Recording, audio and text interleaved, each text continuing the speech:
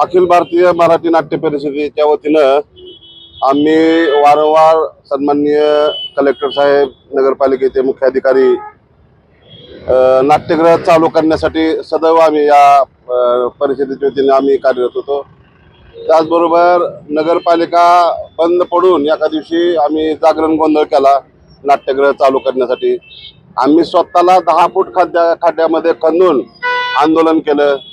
त्याचबरोबर नाट्य परिषदेचे विश्वास सन्माननीय उदय सामंत, मोहन जोशी, प्रसाद कांबळे यांनी देखील आपल्या या जिल्हाधिकाऱ्याला सांगितलं होतं की बाबा तुम्ही नाट्यगृह चालू करा, त्याला जे काही निधी लागेल तो तुम्ही DPTCच्या माध्यमातून खर्च करावा असं सांगितलं होतं।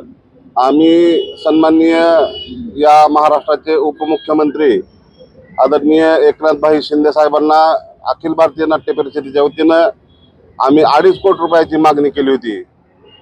तर त्याबद्दल आदरणीय साहेबांनी नाट्य परिषदेची विनंती मान्य करून 2.5 कोटीच्या ऐवजी छत्रपती शिवाजी महाराज नाट्यगृहाला धाराशिवला या ठिकाणी 5 कोटी रुपयाचा निधी मंजूर केला। त्यामुळे आज आम्ही धाराशिव शहरामध्ये मोठ्या प्रमाणात आनंद उत्सव साजरा करत आहोत। आम्ही या ठिकाणी बुंदीचे लाडू वाटप करून आनंद उत्सव साजरा करत आहेत। या महाराष्ट्रातले पहिलेच उपमुख्यमंत्री आहेत की त्यांनी जाहीर केल्यानंतर अवघ्या 24 तासात या महाराष्ट्र शासनाचा GR म्हणजे शासन निर्णय त्यांनी काढून दिला आणि कलेक्टरला या ठिकाणच्या कलेक्टरला त्यांनी भाषणामध्येच आश्वासन केलं की मी विमानतळावर जाईपर्यंत तुमच्या हातात शासन निर्णय येईल।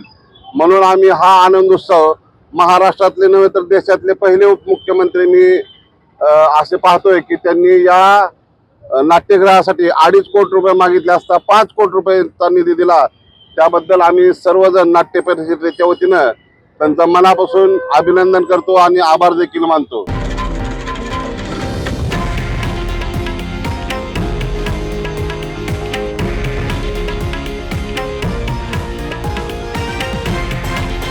हे आहे देशातील नंबर 1 न्यूज नेटवर्क आणि आपण पाहत आहात TV9 मराठी, एकमेव।